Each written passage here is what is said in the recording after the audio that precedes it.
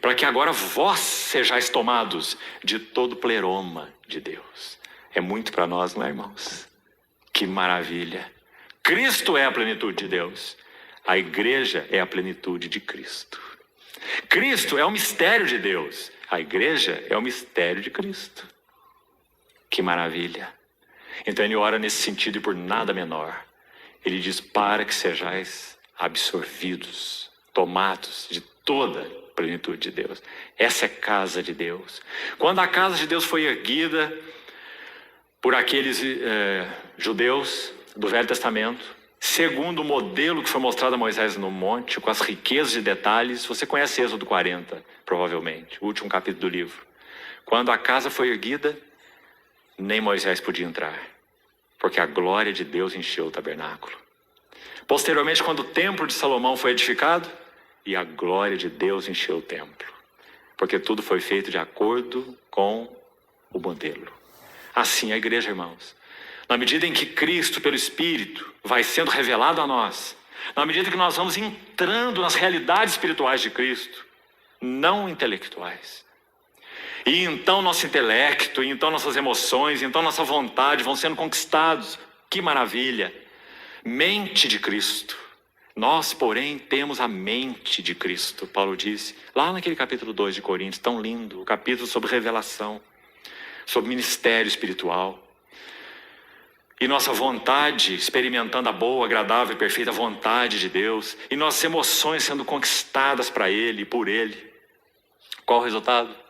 Para que sejais tomados de toda a plenitude de Deus. Ah, irmãos, nós não podemos nem imaginar uma reunião do povo de Deus assim. Vai faltar espaço para tanta gente querendo falar e manifestar as riquezas do Senhor que Ele tem conhecido. Não um tagarela que vem lá da sua biblioteca querer falar as palavras, como dissemos, que ele entendeu com a sua mente, mas alguém que está conhecendo Cristo e o amor de Cristo, as riquezas de Cristo, entrando nelas e elas nele, para que sejais tomados de toda a plenitude de Deus. Os coríntios eram uma assembleia bastante complicada em diversos aspectos. Mas, irmãos, para vergonha nossa, nós podemos ainda dizer, temos que dizer, que eles tinham muito mais do que nós. O que será que seria dito de nós se Paulo escrevesse uma carta para nós, para as nossas assembleias atuais? Ele escreveu para os coríntios assim, em tudo fostes enriquecidos nele, em toda palavra e em todo conhecimento, de maneira que não vos falte nenhum dom. E nós temos uma carência tão grande de entendimento, de conhecimento, de dons, de serviços genuínos, espirituais no corpo de Cristo. Eles tinham isso, mas paralelamente a isso, eles tinham uma carne não tratada, porque essas coisas não se confundem. Dom espiritual é uma coisa, carne é outra coisa. Para dom espiritual, nós precisamos ser alimentados, crescer no discernimento, crescer no exercício do dom, crescer no serviço espiritual. Por outro lado, paralelamente, inseparavelmente, nós precisamos da cruz operando na nossa carne.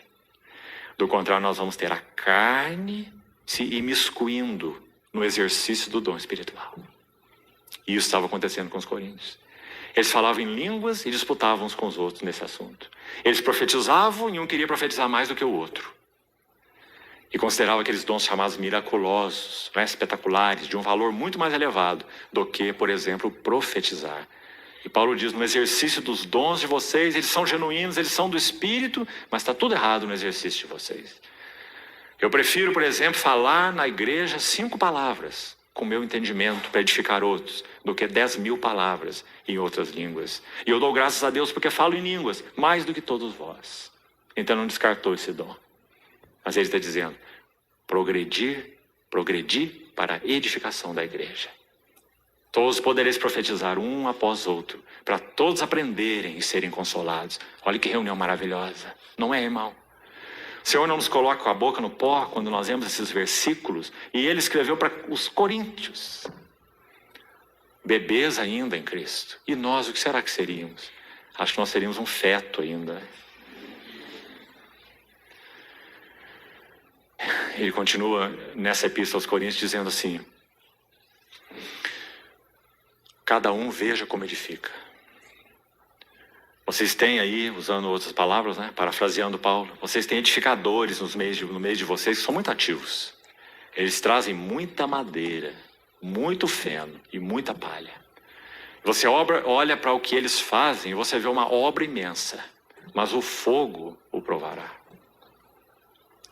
Manifesta se tornará a obra de cada um. O dia o provará, porque está sendo reservada para o fogo. Mas há alguns entre vocês que estão edificando com ouro, com prata e com pedras preciosas. Então manifesta se tornará a obra de cada um. Vê de cada um como edifica. Então, amados irmãos, esse era o coração desse oikonomos de Deus, Paulo.